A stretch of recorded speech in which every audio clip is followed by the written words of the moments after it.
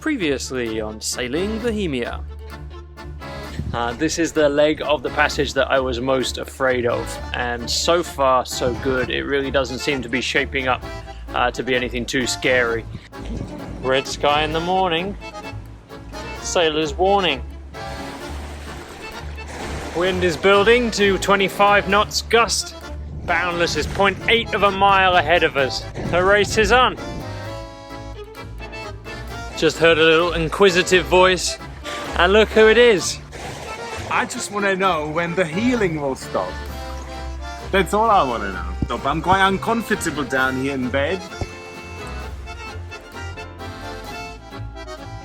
Good news is that we are through the worst of the Tehuantepec Isthmus. We're out of the funnel and out of most of the danger zone. The bad news is that unfortunately we're not expecting any more wind of any significant strength, and we have 150 miles to go before we get into the next port. 30 hours of motoring. Are we there yet? All unclear. It's all in the stars. Captain is not committing to anything.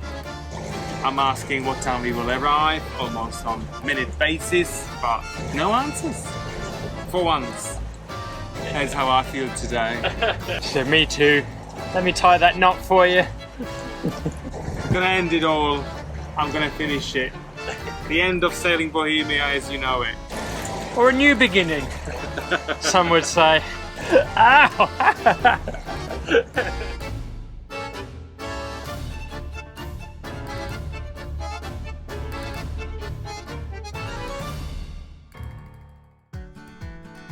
Made it. And what a beautiful spot this is. Happy to be on dry land again. Welcome to Chiapas. So we're just going to check out the marina, check in with the officials and see what's going on. It's pretty empty, but it's very pleasant. Very nicely done marina. Our arrival was a little bit nail-biting. Luckily we sent Boundless on ahead to scout out the depths in this little estuary that we're in. We're really tucked away upriver, and we had to curl around through the mangroves in the dead of night, really. We hardly had any light out there, so it was quite an adventure. It felt like we were just sailing into the jungle. This is our official last stop in Mexico, so we're gonna have to do massive provisioning, sorting out the boat, and get ready, leaving the country. It feels amazing every time I look at the chart plotter and I just see that we're in that narrow bit of Central America already. It feels like we've covered so much ground in the last couple of months. We've been here in the marina for a few days already, and we started to lose track of time. The first mate's done all his chores. There's laundry hanging on the lifelines as we speak, and in return for that the captain took the first mate out on a little treat yesterday, a tour of Chiapas. We went up into the local mountains, and it was a fantastic trip. It's just amazing how much the scenery changes as you get a little bit of altitude and go a little bit inland away from the coast. It felt like we'd already gone to a different country, lush, green and tropical. We saw an ancient Mayan city in the hills where they used to play their ritualistic ball game, and the winner would get sacrificed. They would lose their head, and it would roll down the steps of the pyramid. So we're thinking of introducing exactly the same rules for the next race that Bohemia takes part in. I just volunteered him for the sacrifice. We'll see if we can manage the ritual. The head will roll for not listening to his commands. We also visited the Guatemala-Mexico border. It's very, very close to here, just a stone's throw away, and it was quite an odd sight to take in. There is a smuggling operation where the people are just crossing underneath the bridge, which is the border, and there's a little ferry service where someone is pulling rafts of people and goods across the river by rope.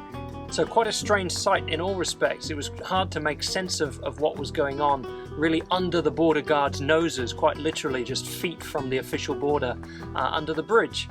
But I guess the border is so long and remote that they just don't bother to police it, and they've given up. The real highlight for me was going to a town where chocolate is made. We saw a chocolate making demonstration.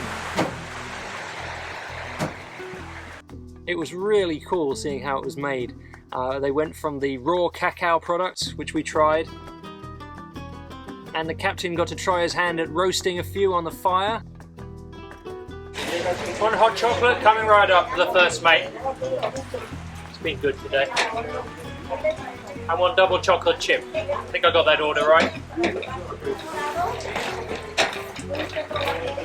He's a nutshell, isn't he? He belongs to the galley. I can see that.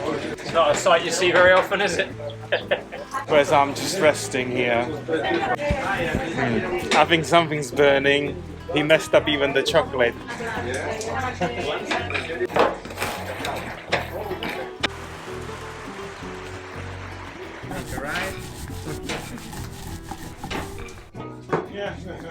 Oh, it's exhausting. Just turning into a paste now. Grinding a few up. And even making some lunch for the first mate. There's a real role reversal for you. We had a delicious lunch of fresh tamales with chocolate sauce, chocolate mole, and really came away feeling like we'd learned a lot about how it was made.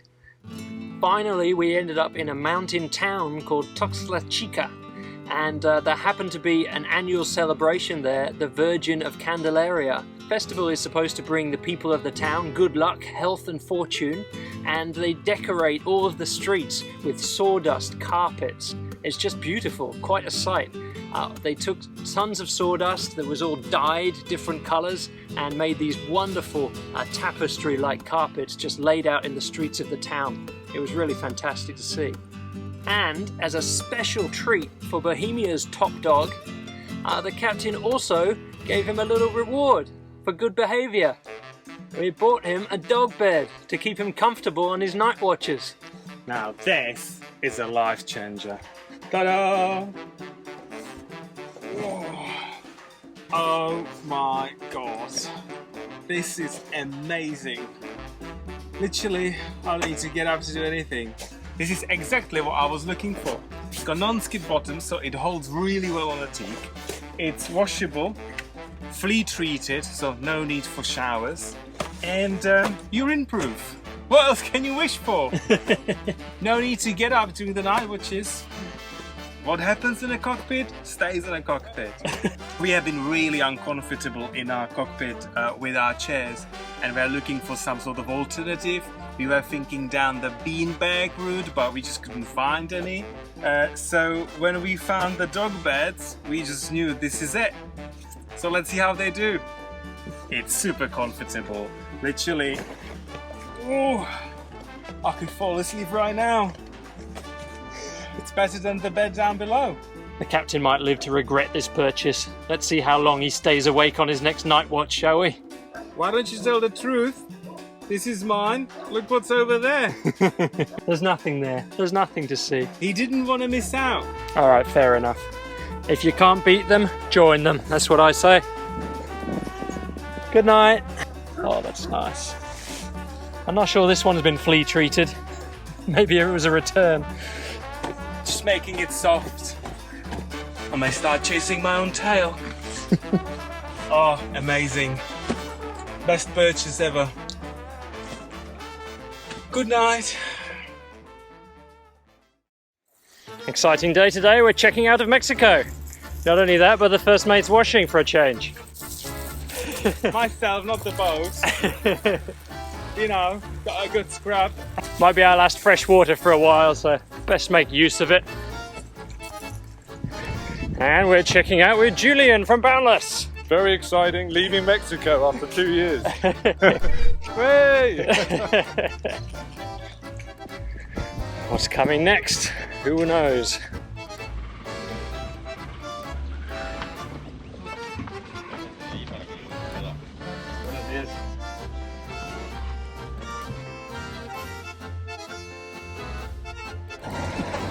So that's it, we're officially checked out. We had the customs come down to the dock with some forms for us.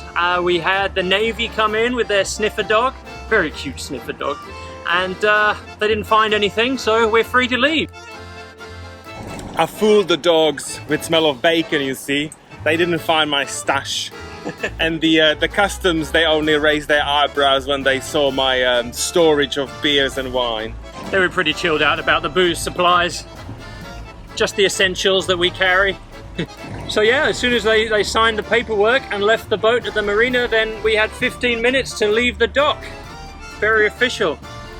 And it's the first time we'll be crossing a border in 2 years, so we're a little bit rusty with all the formalities. Well, I'm super ready. I'm gonna position myself on double layer dog bed and I'm gonna stay here for the next 54 hours. See how that goes. I'm super ready again. I've pre-cooked a lot of delicious things. The captain has now stepped up his demands. I had to do roasted aubergine, coconut dessert, and potato salad as well. I just hope we're not gonna have too much swell so we can enjoy all that food. I asked for char grilled actually, but I'll make the best of it. The captain's in a forgiving mood on checkout. And our next destination is... who knows? We officially checked out directly for Costa Rica, but we may veer off and stop either in El Salvador or Honduras in Bahia Fonseca. We will see depending on the conditions. So I think it's about 320 miles to the Bahia Fonseca, which is a border between El Salvador, Honduras and Nicaragua. And by then I think we'll be absolutely ready for some anchoring time and rest.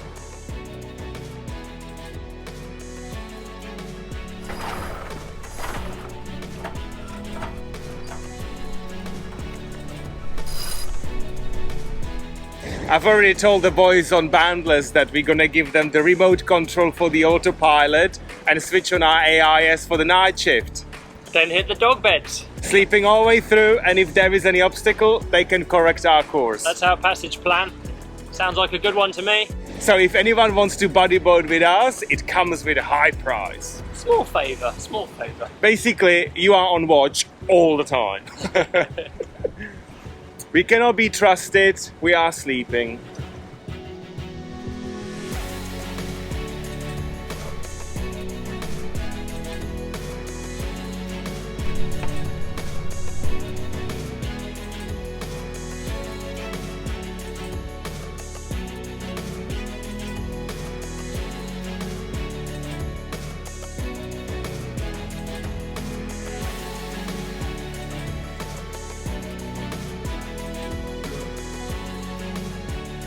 I don't know if that's a porpoise or a dolphin or what, but it's the biggest dolphin looking thing that we've ever seen.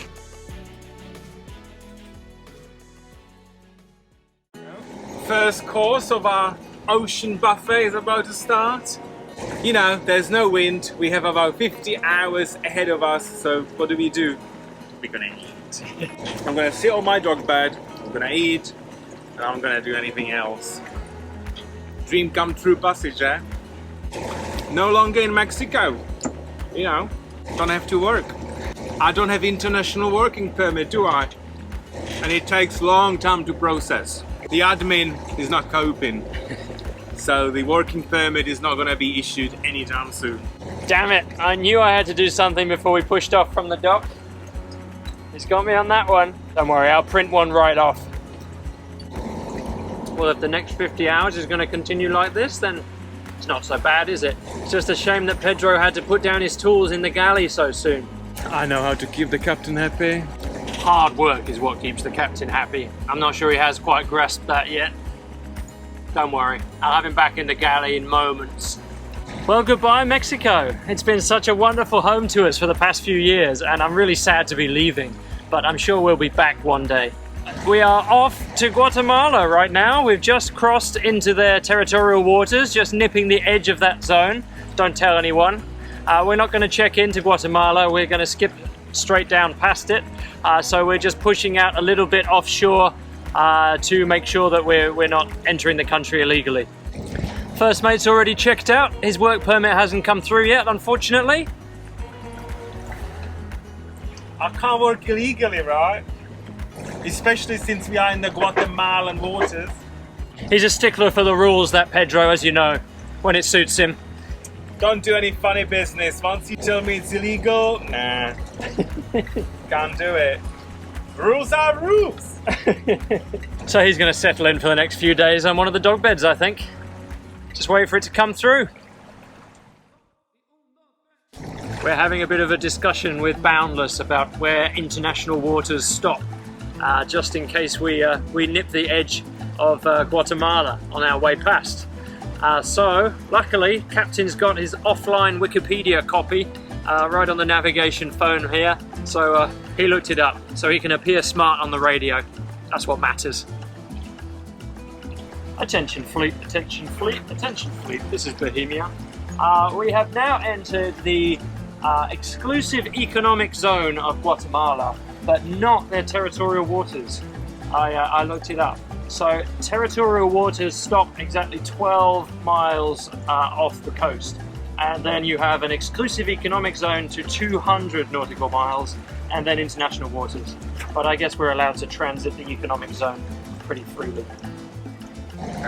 Wait for the praise. Been like forever that started propaganda, economic freedom, blah blah blah blah blah. But, oh well, we're in Guatemala. I think we sent them to sleep with that. Sounds like Brexit, he says. Are we in? Are we out? Who knows? Captain and his Wikipedia, It's proving me wrong on every angle. I used to quite like it about being offline, that you couldn't just like quickly Google something, but then I got withdrawal symptoms and downloaded Wikipedia, so we can. I just want to know whether we're going to get boarded or not. I've got some pork sausages down below, and they don't allow pork in Guatemala. And I'm not giving my pork sausage away. I will fight. No one takes Pedro sausages. That's right. They'll be prizing those out of his cold dead hands before he lets go of them. But on the plus side, they might distract the sniffer dogs from the booze supplies. So the exclusive economic zone. Look at how smart the captain's appearing right now on the high seas. The exclusive economic zone, which we've just entered, extends 200 nautical miles out from the coast, and that gives them the rights to any of the resources, the mining, oil, fishing and such that's in these waters, but they're not allowed to prevent passage or interfere with ships that are there. So we should be good. Pedro's sausages will remain untouched. So glad that no one's going to be interfering in my sausages. Not on this passage anyway. You know, what's mine is mine. I'm not sharing. Special thanks in this episode go to our latest patrons for putting the loco in the first mate's Coco Loco. Thank you to Mark and James from Iowa, who are gearing up for a big move to San Diego, where they plan to learn the ropes and take up sailing. And thank you to Jordan.